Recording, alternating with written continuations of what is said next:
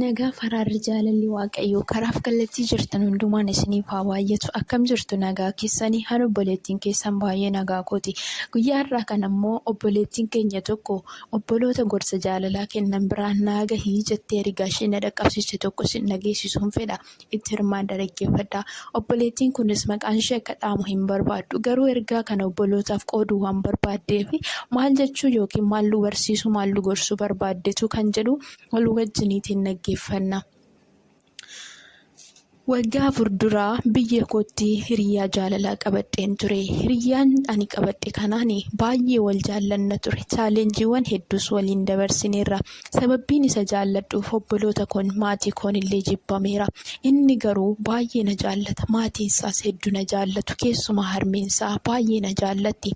Jaalalli keenya anumayyuu baay'ee na shakkisiisa ture. Anarra darbee ormoota sinilaafsisa ture. Gaafa nuti baay'ee wal jaallachuu keenyarraa kan ka'e guyyaatti si'a 3-4 otoo waliif hin bilbille hin oolu. Akkasuma immoo torbanitti guyyaa tokko wal argina. Yeroo hundumaa naannoo keenya wookii deemna turre. Kanarraa kan ka'e namoonni naannoollee natti duulan oduuwwan garaagaraa maatii koo obbolaa koo dhageessisu. Sababii kanarraatiin maatiin koos baay'ee natti dheekkamu baay'ee na lolu ture. Sababa kanarraatiin kan ka'e maatiin koo akkan gara biyya ormaa kana imalu na taasisan. Anis tole jedheen heeyyamamtuu nan ta'e. Gaafa piroosesii kana xumuradhee gara biyya Duubaay dhufuudhaaf jedhuun jaalallee koo kanatti hime. Innis baay'ee tokko gaddee baay'ee tokko akka waan bo'uus ta'e maatii isaa keessaa harmeen isaatis hin deemin jettee baay'ee na qoraa turte.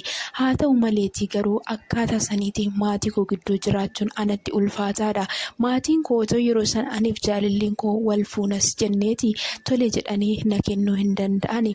Anis ishii jedhee maatii koonitti walii galee maatii sanas ergan amansiisee booddeen gara biyya Duubaay dhufe. Gara biyya Duubaay yeroo dhufu jaalallee kootiin akkuma barame yeroo hundumaa waliif bilbilla turre.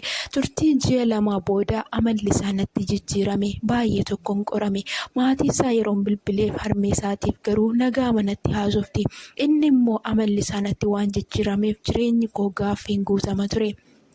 Haa ta'u maleetii otuma kanaan jirru ji'oota muraasa booda onlaayinii isaa cufatee hin bade. Bilbilli isaa daayirektii hin hojjetu. Maal ta'e jedhee yoo maatii isaa bilbilee gaafadhe bakka deeme dhabnee nuyyuu erga dhabne torban guuteeraa naan jedhani gaafa jalqaba.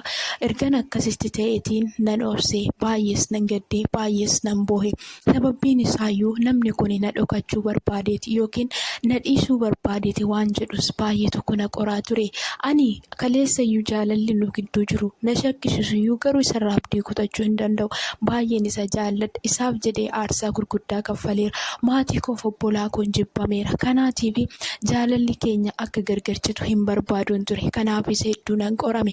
Otuman kanaan jiruun obboloota gorsa jaalalaa kennan tokko miidiyaa irratti waantan arguuf keessaan galee dubbise. Haalan keessa turee fi haalan keessa jiru himuuf yaale. Yennuun ani himuufis obboleessi tokko akkas naan jedhe. Namni kun guyyaati gara biyya Duubaay dhufte sana jireenya kee keessaa si baaseera. Kana booda inni jaalala siif hin qabu. Kanaafis bilbila sirraa cufatee naan jedhee na gorse. Anis tole kaa jedheen nan callise. Baay'ees garuu keessa kootti nan gadde. Otuman kanaan jiruun ammas nama kan biraa dubbise. Maaloo wanta akkanaatitu na mudate jechoota na jajjabeessan na gorsuu dandeessaa jedheen waa'ee koo nama kanatti himadhe. Waa'ee koo nama kanatti himachuun kan na barbaachisee fi baay'ee sammuun koo waan na miidhameef baay'ee garaan koo waan itti na gaddeef tarii jechoota na jajjabeessuu danda'an nan argadhaa jedheen nama kana dubbise. Akkuma nama kanaan waa'ee koof waa'ee jaalallee koo kana itti himeen innis garaa kee muradhu kana booda inni jaalala siif hin qabu. Inni dubartii biraa wajjin jiraachuu heda. Kanaatiif daayirektii bilbila isaa sirraa cufate. Tarii sababbii isin kaleessa baay'ee wal jaallattaniif callisee sirraa cufachuu hedaa naan jedhani. Kanarratti anis baay'ee tokkoon gaddee dhugumas natti fakkaate. Ammas garuu harmee isaatiif gaafan bilbilu turtii ji'a booda mana sirreessaa jira jedhanii achiitiif nu bilbilanii nu beeksisanii naan jette. Dhugumaa jedheen amma immoo yaada koo namarraa kaaseen waaqayyoon kadhachuun jalqabe. Waa'ee koofis waa'ee jaalallee koo kanaafis waaqayyoon kadhachuun jalqabe. Utuman kanaan jiruuti ji'oota 3 booda jaalallee koo gara onlaayiniitti deebi'ee na dubbisuu eegale. Anis tolee kaa jedhee maal taate jedhee haalota jijjiiru gaafan kaasee gaaffii gaafadhu innis haala keessa turee fi rakkina isa mudate naaf himeetii ture. Anis baay'ee tokko haala inni keessa ture sana gaafa inni naaf himu wantan gochaa ture sanitti nan gadde garaan koos na gaddee nan boo'e. Sababbiin ani boo'eefis otoon inni haala inni keessa jiru hin hubatiin yookiin obseesan eegin na gorsu jedhee namoonni ani waa'ee koof waa'ee jaalallee kootti hime suni akkanan jaalallee korraa abdii kutadhuuf na gorsanii turani. Ani garuu isarraa abdiin kutachuu waan hin dandeenyeef waa'ee isaa dhuma waaqayyoorraa dhaga'u waantan barbaadeef callisee waaqayyoon kadhachuu barbaade.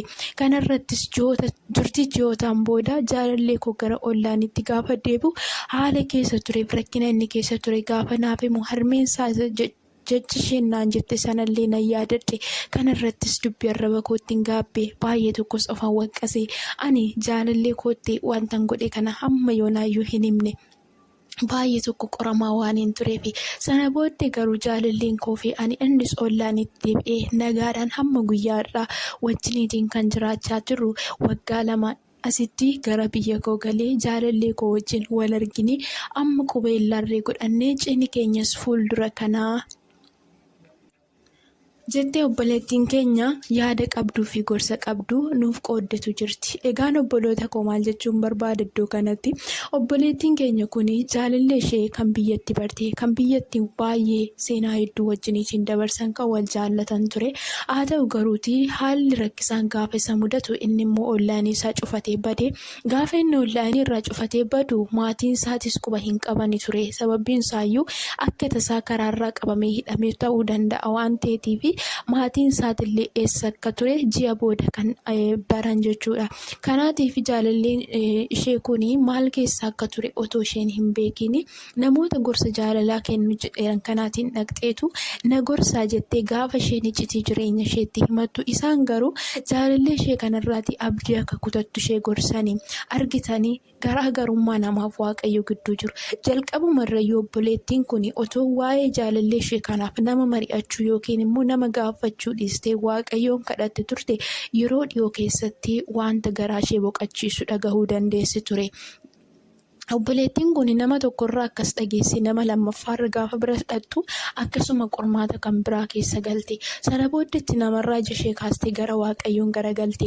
Waaqayyoon waa'ee isaaf otoo kadhattu garuu turtii ji'a booda mana sirreessaa akka jiru hin dhageesse. Mana sirreessaa akka jiru dhageesse kanaan itti fuftee kadhatuma isheetiin osoo jirtu ji'oota muraasaan booda inniyyuu mana sirreessaatii bahee gara ollaanitti deebi'ee wal arguu danda'an.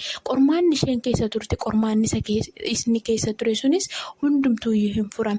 Haa ta'u maleetiyyuu har'a akka warreen gorsa kennaniif sun ta'e osoo hin taane akka waaqayyo jedheen ta'ee gaa'ilirree wajjin dhaabbachuudhaaf siin isaanii fuuldura kana akka jiru obboleettiin keenya kun dubbatti. Egaa obboloota koo maal isiniin jechuu barbaade tanani yeroo baay'ee nuti obboloonni shamarranii gaafa qormaanni tokko nu mudatu achi keessatti dhaabbannee obsa godhachuu dhabuurraan kan ka'e namootatti geessinee iccitii keenya himan na gorsi jennee wanta akkana keessa bu'ee jira jennee gaafa nuti iccitii jireenya keenya iccitii mana keenya iccitii karaa keenyaatti himanne dhugumaan namoonni daayirektii yaada sirrii nuuf kennuu danda'an ni jiru. Akkasumas immoo yaada dogongoraatiin kan nu maksan hin jiru. Obboleettiin kun otoo guyyaa sana yaada namoota sanaa dhageesseeti akkuma namoota tokko murtee wayii lubbuu ishee irratti fudhachuu dandeessi ture. Akkasuma immooti nama kana biloogootee toora isatti argachuu hin dandeenyerraa baduu dandeessi ture. Garuu obboleettiin kun gaafa waaqayyo yaadatti ishee deebisu maal goote yaada garaa ishee geeddaratteetu waaqayyotti cittee hafte jechuudha. Kanaaf obboloota koo waaqayyoon gatee nama hin gatu. Wanta sin rakkisu hundumaatti dursa waaqayyootiin laachuurraan kan hafe namatti sin mari'atiinaa dhimma keessan waaqayyoo waliitiin mari'adhaa isiniin jechuutiin jaalladha. Ergaan koo inni har'aa isa kana fakkaataa hunduma keessan gooftaan baraaf jireenya keessan haa eebbisu. yuutuubii dirree bashannanaa kan jedhu sabiskiraayib gochuudhaan dhugaa bahumsaa fi gorsa garaagaraa achirraatti argachuu dandeessu. Baay'ee.